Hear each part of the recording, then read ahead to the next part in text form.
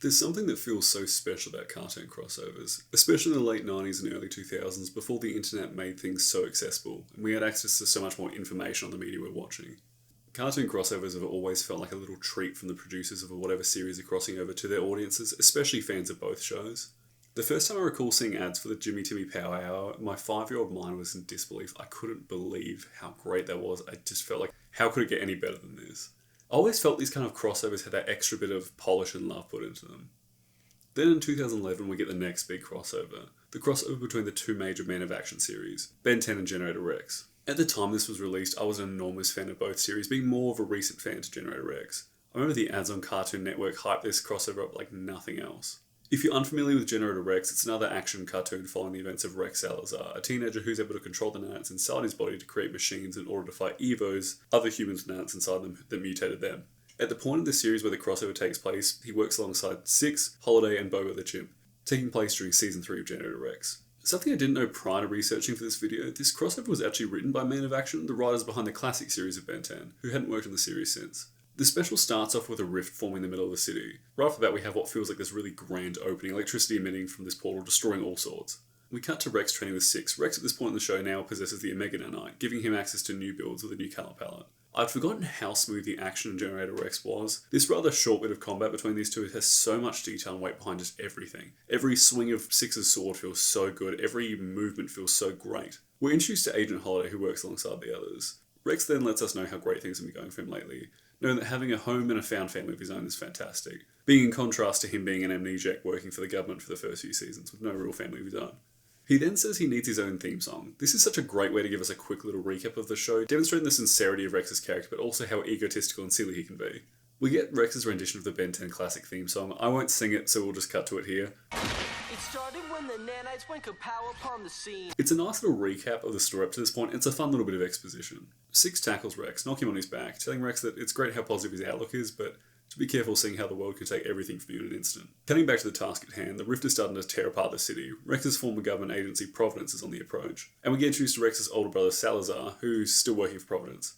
He's a super genius who's partially responsible for the nanite event that resulted in Evos in the first place.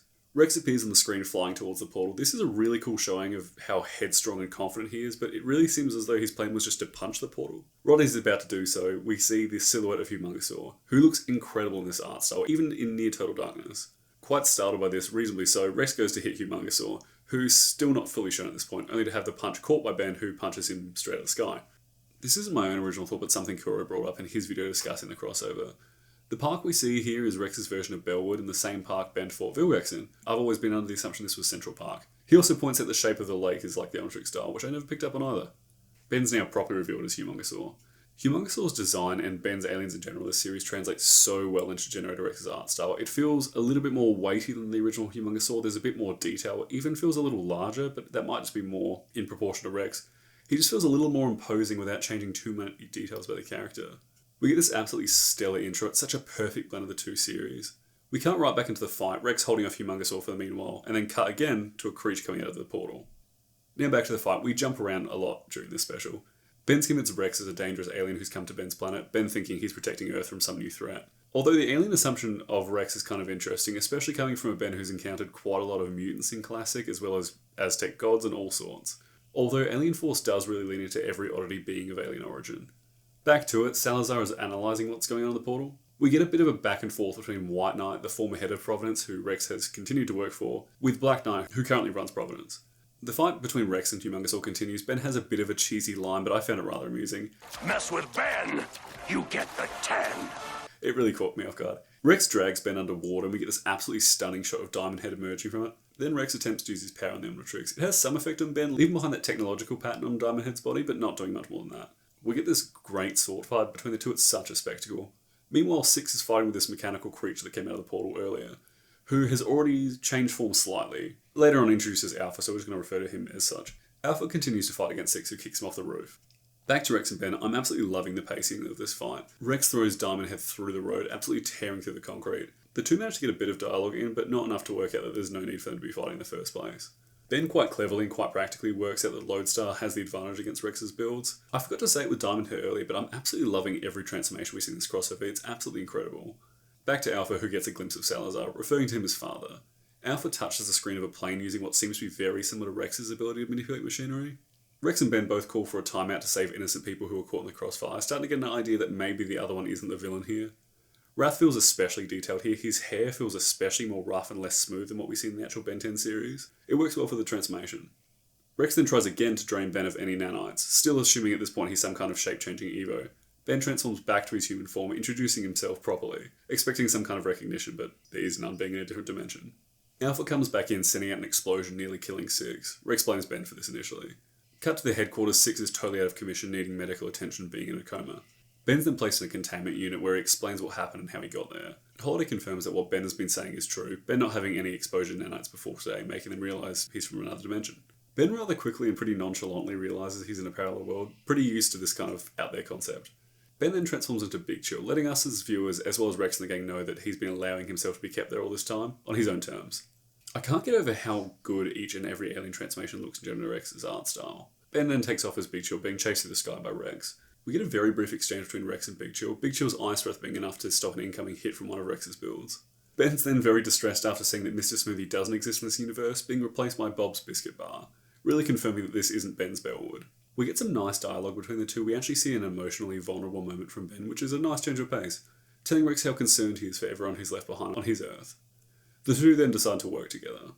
Salazar comes in, shooting some enormous cannon towards Rex, Ben pushing Rex out of the way, blocking the hit is Diamond Head. At this point we don't know what the machine does. Turns out Salazar's machine is in some way to help the two of them, and we're introduced to Alpha now in his pure energy state without any machinery. Really great design, simple enough, he feels wispy but solid. I always love this, especially the way he moves. Turns out Alpha is the Alpha nanite, the corresponding nanite to Rex's Omega nanite. I love the dialogue and voice acting work, it's fantastic. The dialogue itself feels so alien, so new to this world, and it makes total sense for a machine learning how things work to speak like this. Alpha refers to the nanites as his brothers, not understanding how or why his brothers are spread all over the Earth. He tells Salazar that the bodies he builds for himself don't last and that he isn't quite complete. Feels very reminiscent of Malware and Omniverse. Then we see Alpha lose his form for a bit, keeling over in pain. Seems like a pretty miserable experience to me. You get a real feeling of uneasiness from Alpha, but you can't help but feel a bit of empathy towards him. Alpha asks Salazar to help him live, who isn't so keen on the idea. We get a battle between Rex and Ben against Alpha this time. Another Diamond Head appearance looking just as good as before. Rex's new builds look so good, especially great at night with that blue glow. Alpha goes off and we get some explanation from Salazar on what the goings on are. Turns out Alpha followed Ben through the portal, being attracted to the Ultimatrix. We get the big reveal that Salazar sent Alpha to another dimension in the first place. Alpha developed his own consciousness, attempting to create bodies that kept burning out, and then wanting to possess not just from machinery but also living things, which resulted in Salazar sending him away before he could do so. Salazar lets us know that the device from earlier was functioning a null void projector, hoping to use it against Alpha to send him away again. Meanwhile, Alpha is flying all over the place, draining Evos as he grows more powerful, and turning the Evos he touches into dust. The ship then explodes and we see Ben as Cannonball emerge from the explosion, landing with Rex. Cannonball doesn't quite make a stronger translation of the art style, but I think it's just the proportions I don't quite like. Holiday mentions getting Ben, in quotations, Mr. 10, back to his homeworld, Ben not wanting to return home until Alpha is dealt with. Speaking of, Alpha breaks into their headquarters, draining the Evos that they have there. Ben and Rex are on the scene in a blink of an eye. I did not remember Accelerate being in this special. It's a welcomed addition. He really works nicely in this art style. Again, that gentle glow looks so great against the dark backgrounds. Then we get the appearance of Forearms with the Ultimate Aliens Forearms design. I'm not always a huge fan of this version of Forearms, but it looks great in the special. Ben throws Rex, Wolverine with the Hulk style, into Alpha with this great little clash. God, I love these light constructs Alpha has. There's something so organic, but at the same time so technological to them. It's just this great little blend that Generator X gets right every time. Alpha goes to merge with Rex, realising he has the Omega Nanite in him, preventing Alpha from disintegrating him. Alpha takes off and we get this nice little character moment between Rex and Ben. The two get to know each other while shooting hoops. I love these little vignettes of both characters' backstories. Hyper condensed with these great visuals, especially the aliens behind Ben in this one particular shot, although the aliens do look a little bit wonky here. Back into the action, Alpha is detected at a location called the Bug Jar, an entire city full of Evos that's been sealed off from the rest of the world, being the perfect place for Alpha to feed on. Alpha does this mass draining of every Evo in the Bug Jar, so many microscopic nanites that it creates this swirling grey cloud before we get the reveal of Alpha's new form. An absolutely incredible design, such a nice blend of biological and mechanical elements. It has a really similar vibe to Kevin 11000's amalgam form. Alpha goes to absorb Rex's Omega Nanite before Ben throws a rock at him, doing nothing at all. Alpha then mimics the Ultimatrix, which feels like a fan concept to me. I just can't believe this is really what happened in the special. Alpha getting his very own transformation sequence with an alternate heat blast feels like a very nice little homage to Ben's first transformation. I love that his tail starts from his upper back, such a nice little design detail. Then we get the sudden transformation to Alpha's forearms form. It feels very reminiscent of Kevin's partial forearms form from Kevin's introduction. Ben even admits how cool his form looks. I wonder if he's reminded of Kevin at all. We get this great little kick from Rex with this perfect little musical theme that has so much weight behind it. We're introduced to Shock Squatch, who actually made his debut in this series. Although I didn't actually make any connection between this design and the actual Shock Squatch we get in Omniverse, this design feels really unique. The muted colours do a lot for it as well. He then proceeds to take Alpha out in one singular hit of lightning before reverting back to his human form. Getting back up now as sort of a green Humongousaur who doesn't quite look as cool. I still think it's a good design, but just doesn't quite have the same weight Humongousaur has to him. It almost feels like a separate alien. Rex then attempts to shut down Alpha, taking away his Ultimatrix copy. The two have a bit of a tussle as Ben transforms back into Wrath. Alpha now successfully absorbs the Omega Nanite, Ben laying into Alpha not doing much as he slowly transforms. Not all that much of an ultimate form, but I love the change in the face details. Not being able to do much against Alpha's new form, Ben suggests using Upgrade on Rex. This isn't a concept I ever would have come up with, but it's absolutely perfect. I couldn't think of a better way to mesh these two characters in a fight. There's so many elements of this special that just feel like fanfare, I just absolutely love it. It's rather odd seeing the way Upgrade enters Rex's chest, but I suppose that's how he's bonding with all the microscopic nanites. It's very interesting. I love the look of Rex with this upgrade suit. And we get the first upgraded build. And then the next, and I love the way these builds look. They build and then they upgrade further, and it's just fantastic. This shot of Rex flying in, launching his fists at Alpha is so much fun. They look so great. This fight is wonderful, but so short. Alpha manages to keep rebuilding himself as fast as the two do damage to him. Ben times out before we get this rather creative answer to Alpha. Rex uses Cannonbolt to shoot Ben as Cannonbolt into Alpha. It looks rather weird, Ben being scooped up in his human form, Cannonbolt coming out the other side. Cannonbolt sent through Alpha, ripping him apart, destabilising his form. Salazar is then able to isolate the Omega Nanite as Rex compresses all the remaining nanites into this ultra-dense sphere, with Alpha trapped inside. Ben goes upchuck and swallows up Alpha along with the other nanites. Ben waving goodbye as he walks back through the Salazar's portal. Rex gets re-injected with the Omega Nanite, and we end the special with a shot of the Null Void with Alpha breaking out the Nanite sphere. I can't believe how many moments I'd forgotten since the last time I watched this.